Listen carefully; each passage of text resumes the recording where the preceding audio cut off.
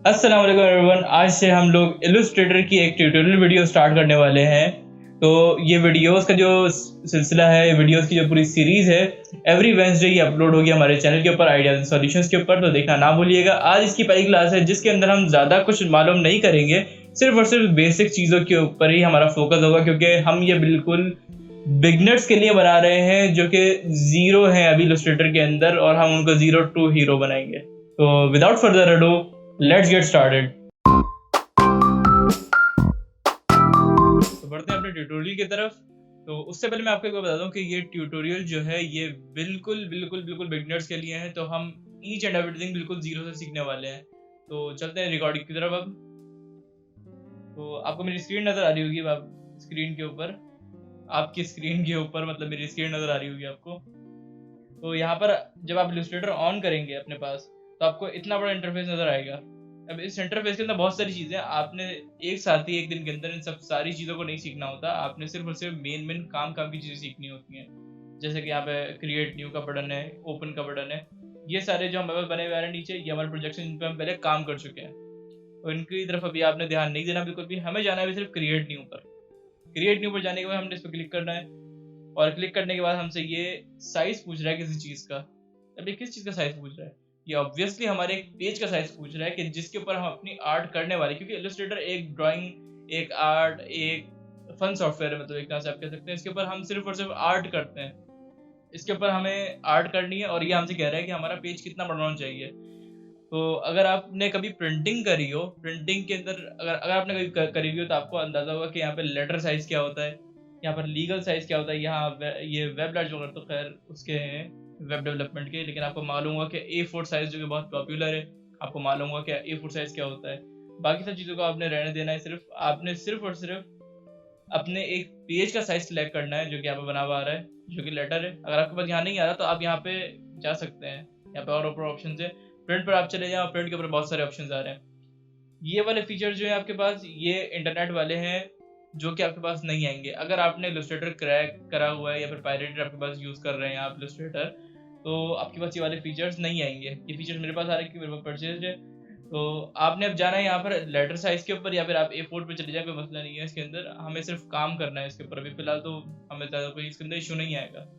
अच्छा, अभी हमने सिलेक्ट कर लिया A4 अपने पास। तो अब हम जाते हैं अपने पास प्रीसेट डिटेल्स के अंदर। प्रीसेट डिटेल्स के अंदर हमारे पास सबसे पहले नाम लिखा हुआ आ रहा है, और नाम लिखा हुआ आ रहा है ऑब्वियसली अनटाइटल्ड, क्योंकि अभी तक हमने इसको कोई नाम नहीं दिया। इसका कोई नाम नहीं है, तो इसको हम एक जल्दी से नाम दे देते हैं। हमारी क्लास 1 है, ये क्लास 01, क्लास 1 सर, क्लास 1 बहुत बेसिक क्लास है। अच्छा, अब हमारे पास यहाँ पे विड्थ सेट करने के लिए बोल रहा है, लेकिन I am not very good with points.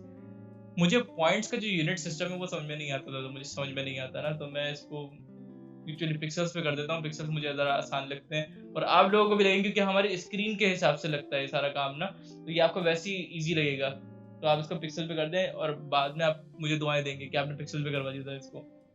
अच्छा, आप पिक्सल्स पे करने के बाद इसके अंदर बहुत सारे फीचर्स मुझे नज़र आ रहे हैं यहाँ पे, जैसे विद और हाइट। अब विद और हाइट क्या होती है? आपको मालूम है कि एक पेज की विद और हाइट क्या होती है? विद होती है उसकी चौड़ाई, हाइट होती है उसकी वो लंबाई। तो आपको मालूम है, तो बिल्कुल सिंपल सी चीज़ है। अब A4 साइज के अंदर यही सीन होता है ना, जो पॉइंट्स में लिखी हुई आ रही है ये इसकी विद है, और जो ये नीचे पॉइंट्स के अंदर लिखी हुई है ये इसकी हाइट है। ओके, इसको हम सेट नहीं कर रहे अभी, या अगर करना भी चाहे तो हम कर सकते हैं, हम कर नहीं रहे, बस वो अलग बात है।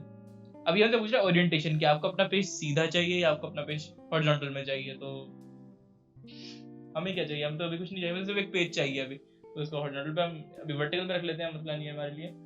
फिर हमसे ये पूछ रहा है आर्ट बोर्ड, और आर्ट बोर्ड के नीचे लिखा हुआ है 1। अच्छा, एक बात बताता हूँ, एक बात मैं आपको क्लेरिफाई कर दूँ, एक बार सुन लें, बाद में आगे ताकि मसले ना हो। इलस्ट्रेटर के अंदर हम पेज को आर्ट बोर्ड कहते हैं। इलस्ट्रेटर के अंदर हम पेज को आर्ट बोर्ड कहते हैं। आर्ट बोर्ड का लफ्ज़ इसके अंदर रेफर यूज किया जाता है। तो यहाँ पर हमें कितने पेजेस चाहिए, मतलब कितने आर्ट बोर्ड चाहिए? हमें सिर्फ सिंगल आर्ट बोर्ड चाहिए, तो सिंगल आर्ट बोर्ड, नीचे ऑलरेडी 1 लिखा हुआ है, ये एक ही आर्ट बोर्ड आएगा हमारे पास। हम इसे बढ़ा सकते हैं ऊपर क्लिक करके, यहाँ से 6 आर्ट बोर्ड बन जाएंगे मेरे पास, लेकिन हमें चाहिए सिर्फ अभी एक। ओके, ब्लीडिंग एज वगैरह को अभी आप छोड़ दें, यहाँ पर bleeding left to right bottom वगैरह को आप छोड़ दें। इनको हम आगे कवर करेंगे, जब आगे हम क्लासेस को, जब हमारा लेवल बढ़ेगा तब हम इसको इंक्लूड करेंगे, अभी नहीं करेंगे। इसके बाद यहाँ पर नीचे एडवांस ऑप्शन है हमारे पास, और लिखा हुआ रहा है कलर मोड। कलर मोड बहुत इंपॉर्टेंट चीज है। कलर मोड के अंदर नीचे लिखा हुआ है CMYK colour. What are CMYK colour? CMYK का मतलब है, CMYK की फुल फॉर्म होती है सायन, येलो, मैजेंटा और के हम ब्लैक के लिए इस्तेमाल करते हैं। के शो करता है ब्लैक को। तो ये 4 कलर्स हैं और इसकी फुल फॉर्म है।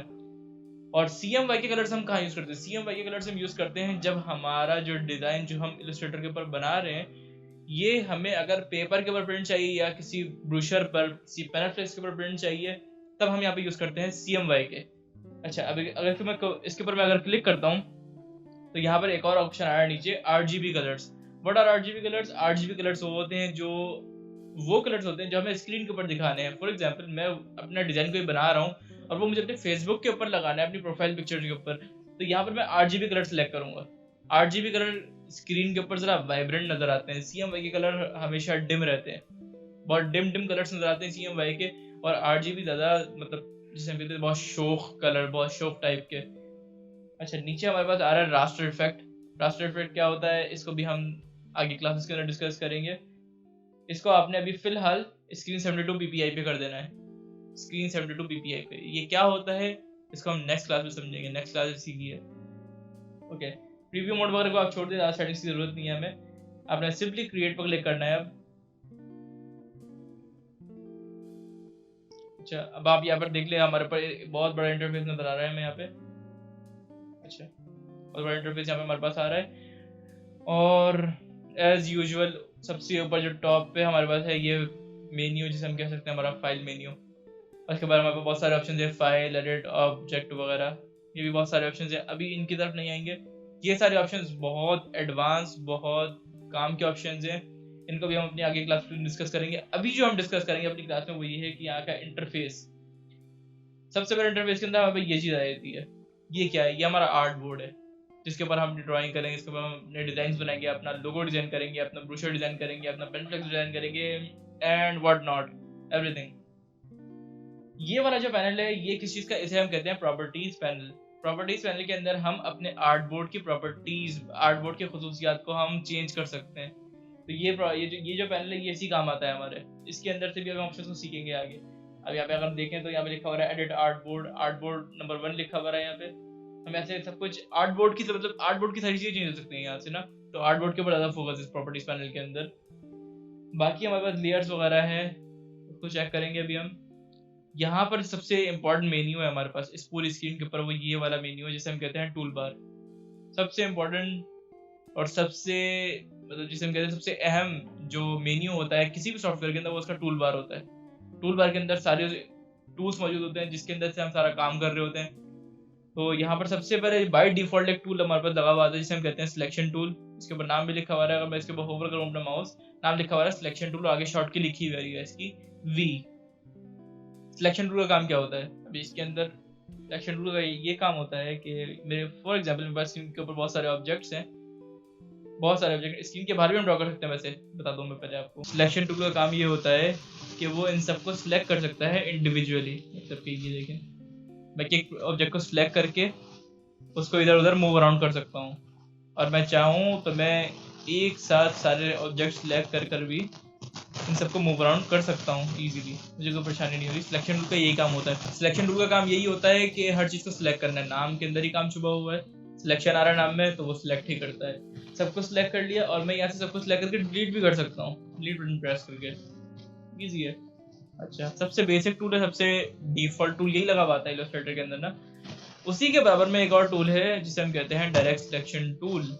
ये टूल जो है ज़रा थोड़ा सा ट्रिकी है, सिलेक्शन टूल की तरह है लेकिन थोड़ा सा लेंदी है। मैं यहाँ पर एक सर्कल बना रहा हूँ। सर्कल बनाने के बाद अभी आप ये मत पूछिए कि सर्कल और आप सर्कल और ये रेक्टेंगल वगैरह कैसे बना रहे हैं, क्लासेस आएंगी। अभी मैं सिर्फ ये टूल सिखाने के लिए आपको ये सर्कल बना के दिखा रहा हूँ, वरना मैं कभी भी नहीं दिखाता। अच्छा, अब मैं यहाँ से सिलेक्शन करता हूँ इस डायरेक्ट सिलेक्शन टूल की। सो मैंने क्लिक करना की शॉर्ट की लिखी हुई है ए, तो मैं ए प्रेस करूँगा, डायरेक्ट सिलेक्शन टूल आ गया ए प्रेस करने से, ठीक। अच्छा, अब मैं इसके ऊपर अगर आके यहाँ पे क्लिक कर दूँ तो ये एक पॉइंट सेलेक्ट कर रहा है, ये पॉइंट सेलेक्ट कर लिया उसने, और मैं इसको डीफॉर्म भी कर सकता हूँ, मैं इसको मॉडिफाई कर सकता हूँ। इसके ऊपर ये हैंडल्स बने हुए आ रहे हैं, हैंडल्स मुझे इसको मॉडिफाई करने में हेल्प कर रहे हैं। ये आप हैंडल देख सकते हैं मेरे पास। ये एक हैंडल होता है और ये दूसरा हैंडल होता है, ये एंकर है, सॉरी ये दूसरा हैंडल होता है, ये एंकर था, माय बैड। अच्छा, इससे हम मूव अराउंड भी कर सकते हैं और इससे हम पूरी शेप मूव अराउंड तो कर सकते हैं, इससे हम एक एक एंकर को भी मूव अराउंड कर सकते हैं इस तरह। और मैं इसको एक्स सेलेक्ट कर लिया और एक एक एंकर को भी मैं मूव अराउंड कर सकता हूँ इजीली इस तरह से। It's that simple. और मैं चाहूँ तो इसको कोई एक एंकर सेलेक्ट करके, कोई एक एंकर सेलेक्ट कर कर मैंने एक एंकर सेलेक्ट किया, उसको मैं डिलीट भी कर सकता हूँ इस एंकर को, नीचे बाकी की शेप बच जाएगी मेरे पास। दिस इजी है, ये सेंटर है इसका। तो मैं बाकी के एंकर पकड़ के उनको मॉडिफाई कर सकता हूँ, बहुत इजी है। कंट्रोल जेड से एवरीथिंग विल बी अनडूड। अनडू की शॉर्टकट थ्रू आउट पूरी विंडोज, पूरे मैक सब सेम रहती है, अनडू कंट्रोल जेड सही है। और रीडो की कंट्रोल वाई होती है, लेकिन यहाँ पर रीडो की शॉर्ट की जो है वो चेंज है, कंट्रोल शिफ्ट जेड है यहाँ के अंदर। अच्छा, मैंने सारा सेलेक्ट कर लिया, मैंने इसको डिलीट कर दिया, किसी काम का नहीं है। तो टूल बार होती है हमारे पास हमारा आर्टबोर्ड होता है, हमारे पास आर्टबोर्ड की सेटिंग्स के लिए एक विंडो होती है और उसके ऊपर एक फाइल मेन्यू टाइप एक चीज होती है, फाइल बार जिसे हम कहते हैं, मेन्यू बार कहते हैं इसको, मेन्यू बार होती है। और अगर मैं यहाँ से इसको हटाने की कोशिश करूँ, मैं अच्छा यहाँ पे जो लिखा हुआ है मेरे प्रोजेक्ट का नाम वगैरह लिखा हुआ है, और यहाँ पर लिखा हुआ है कि ये 8 GB प्रोजेक्ट है। 8 GB मतलब मैंने 8 GB कलर फॉर्म सेलेक्ट करी हुई है, तो ये 8 GB के अंदर रिकॉर्डिंग हो रही है इसकी सारी, जो हम कर रहे हैं, जो भी डिजाइनिंग कर रहे हैं, ये डिजाइनिंग जो है वो 8 GB के अंदर हो रही है, 8 GB कलर्स आएंगे। तो आई होप कि आपको ये वाला ट्यूटोरियल समझ में आया होगा। अगर इसके अंदर कोई कन्फ्यूजन है आपको तो आप इंस्टाग्राम पे रीच कर सकते हैं, मुझे कोई मसला नहीं है उसके अंदर, मैं वहाँ पे भी आपके डाउट्स क्लियर कर रहा होऊंगा। तो दीजिए मुझे ऐसी क्लास में इजाज़त, मिलेंगे आपसे किसी और वीडियो के अंदर, तब तक के लिए अपना बहुत ख्याल रखिएगा। अल्लाह हाफिज़।